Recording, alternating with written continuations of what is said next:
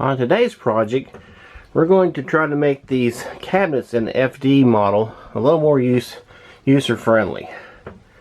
I've got kind of like the way I've got mine set up here on this side with just some bins.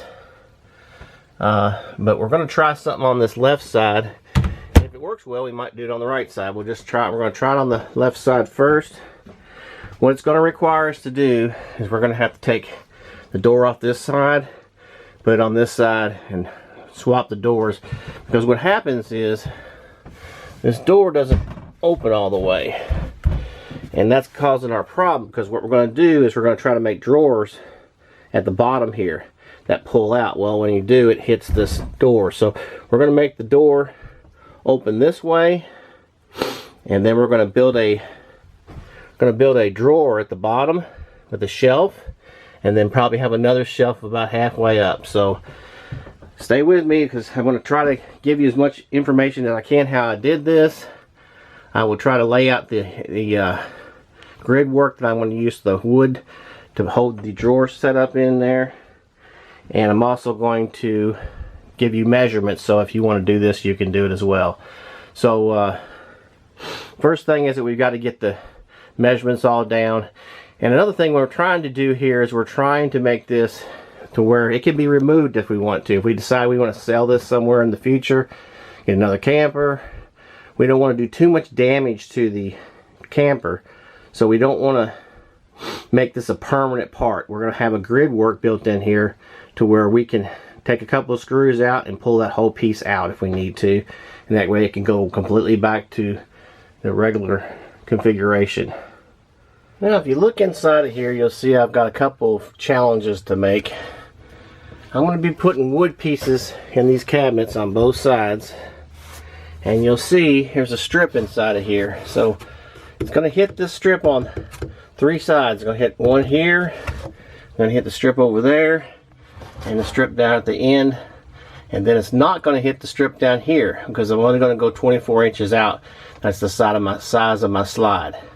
I'm going to have to adjust it, so when you see my measurements, you may wonder why I did that on that far side. It's going to be a little longer on that leg on that side. There's different ways to do your attachments. You can use L braces in these corners. In my case, I'm using a pocket hole driller. It makes things a lot easier to put your braces together. And on this particular piece, it's going to go in the front, where the front drawer is going to be. I've actually got two pocket hole holes there. It's going to go into the wood trim on that left hand side and secure it. So here's the frame that's going to hold the drawer in. You see I used my pocket holes here, and I'm going to have these here that'll attach into the side, and flip it over. This is how it'll set in the camper. Going to have a little shy of a 7-inch drawer. It's going to go in that. That's the frame that's going to hold it. We're going to build another one for the back, and then we're going to put a rail that connects the two, and then we'll actually have our slides attached to here and here, and then on the back one as well.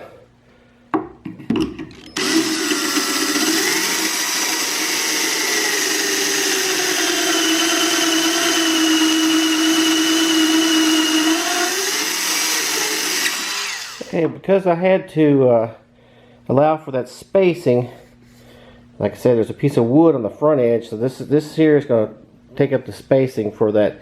I made it exactly the same as the front one, but the front one has a piece of wood on this side and also has some plastic pieces on this side. So I'm using this to make up that difference. And then on the bottom, I have one piece in this corner, but to make it all match up, I had to add another piece. And I'm using some pocket hole screws. I had to go with 1.25 inches. I want to barely get into that as-tail on this side, probably 1/4 inch in, and then same thing with the bottom and the sides. I want one piece in here. That's going to have to be pretty beefy, because that drawer weight, as you slide it out, it's going to be pushing against that. So I'm going to make sure that's not going to tear loose. Don't want to put a lot of anchors in there, but I'm hoping that'll be enough to hold the weight of that drawer. Okay, here's the complicated grid work I did for that shelf that's going to go inside of there for that actual drawer. Got the drawer slides in. Now the hard part about this whole thing is it's all assembled now, but now I've got to take piece by piece apart and remount it inside because I can't fit this thing through the hole.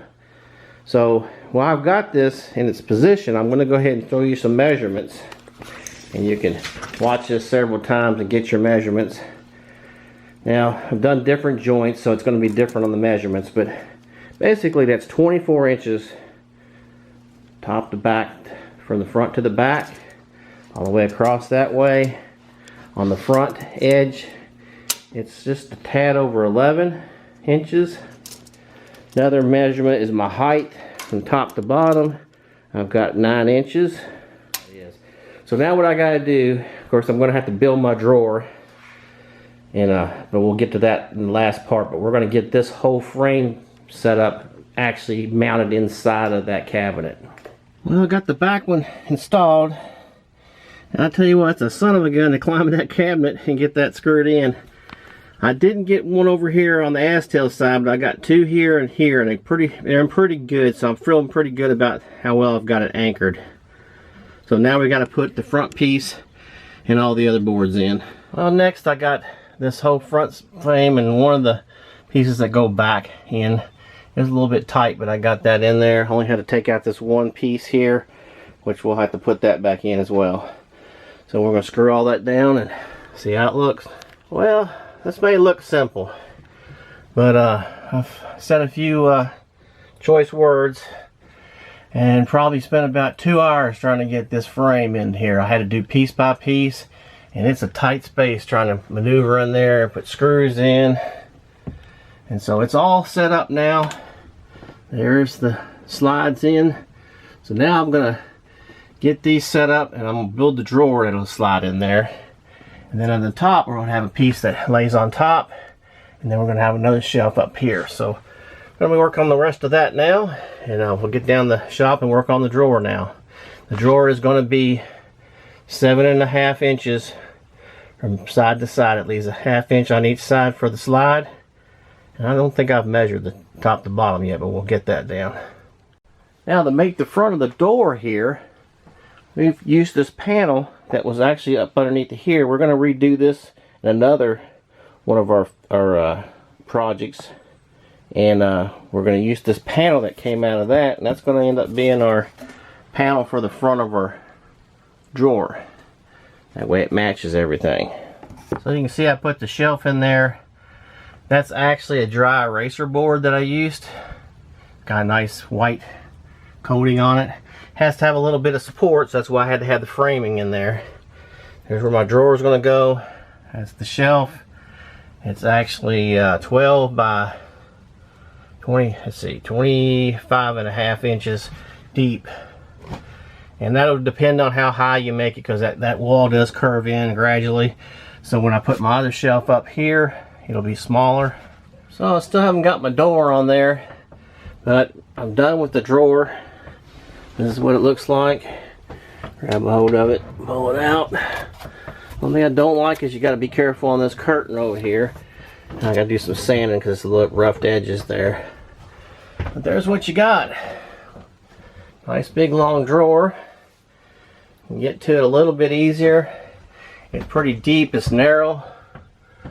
But I think that'll work good to put clothes in, and then we still have a shelf here, and I'm going to put one more shelf up here. So we'll finish up that project here, and you'll see how I did the top shelf. Just used a piece of trim board. That's a piece of plastic trim that makes an L.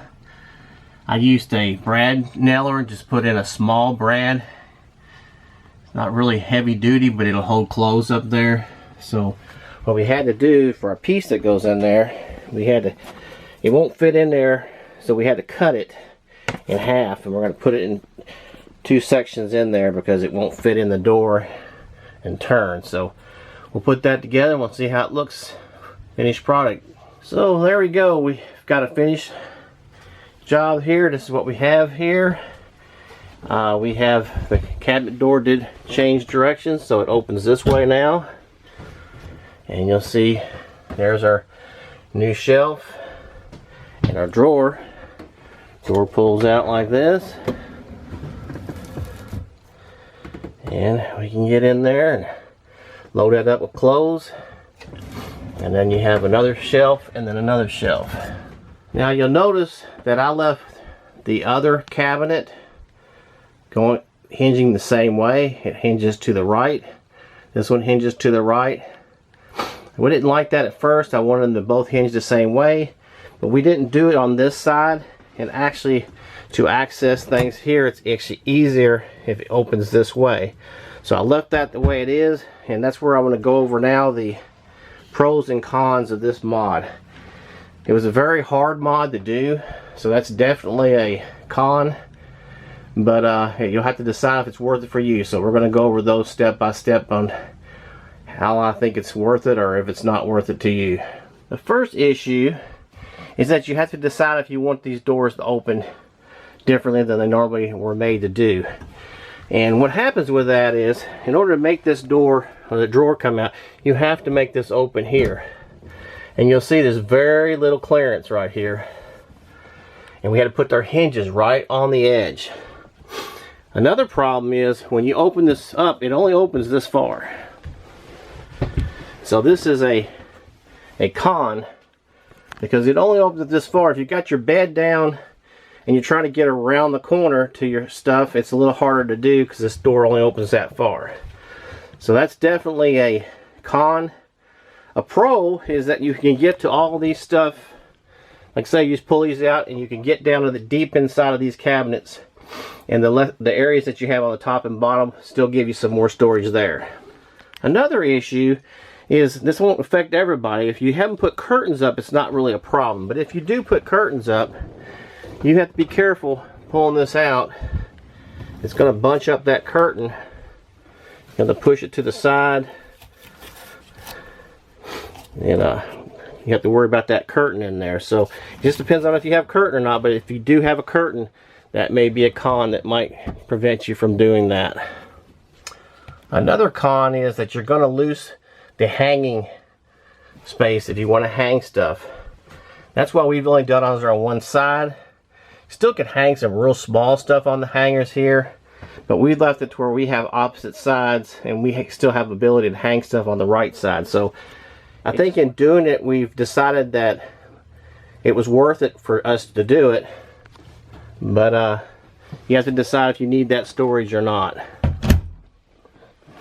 All in all, I'm pretty happy with it. I think it's going to give us utilization of a lot of area over here, and then we still haven't done on this side, but we may do that in the future. That's about all I have for this video. I know it's been a long one, but there's a lot of details in trying to do this project. And if you all have worked out something with Euro cabinets, then leave that in the comment section, and we will see you on the next adventure we do, or the next project we take on.